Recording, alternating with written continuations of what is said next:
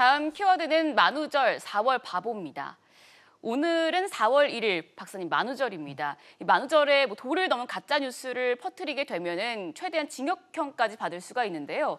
이런 만우절이 어떻게 생겨난 건지 참 궁금해지는 날이에요. 그렇습니다. 우리 역사를 이해하고 그 유래를 알면 제대로 그 문화를 즐길 수도 있고 또 사회 발전에 기여할 수도 있는데 이것을 잘못 착각을 하면 코로나 가짜뉴스라든지 엉뚱하게 만우절 풍습을 악용해서 본인도 신세를 망치고 사회적으로 어떤 해악을 끼치는 그런 선례도 있습니다.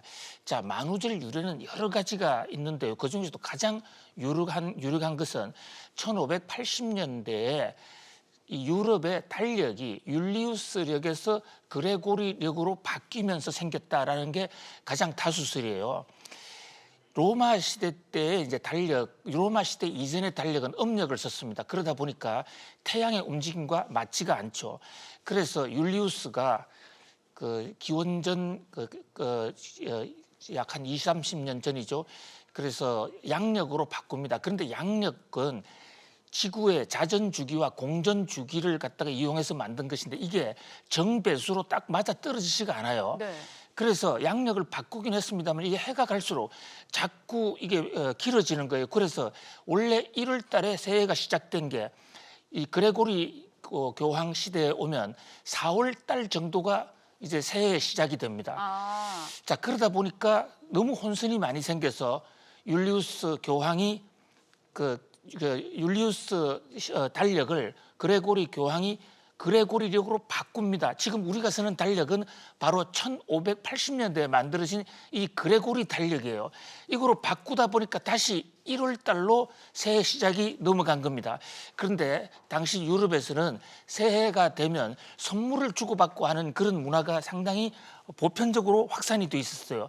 그리고 선물을 먼저 주는 사람이 이기는 게임이죠. 그래서 선물을 네. 늦게 주면 더 많은 선물을 내놔야 되는 이런 문화가 있었거든요.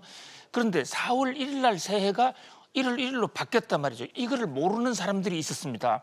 당시에는 인터넷도 없었고 신문도 없었지 않습니까?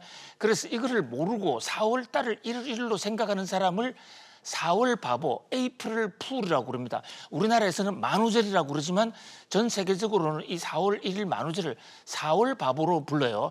그래서 이제 이 새해가 바뀐 줄도 이미 3달 전에 바뀌었는데 4월 달이 바뀌었다고 선물을 내놓거나 또 선물을 내놓으면 더 큰 선물로 보답하는 사람들, 이런 사람들을 일깨워주기 위해서 달력이 바뀌었다는 것을 알려주기 위해서 만든 게 만우절이거든요. 네. 그러니까 결국 만우절은 다른 사람을 도와주기 위한 그런 것이죠. 그걸 모르고 있던 사람한테는 좀 거짓말도 해서 선물도 주고받고 하는 이런 문화인데 이것이 어느 사회에 어떤 그 엉뚱한 거짓말, 혼란을 주는 거짓말로 가짜 뉴스로까지 변질돼서 이를테면 코로나 맞으면 죽는다.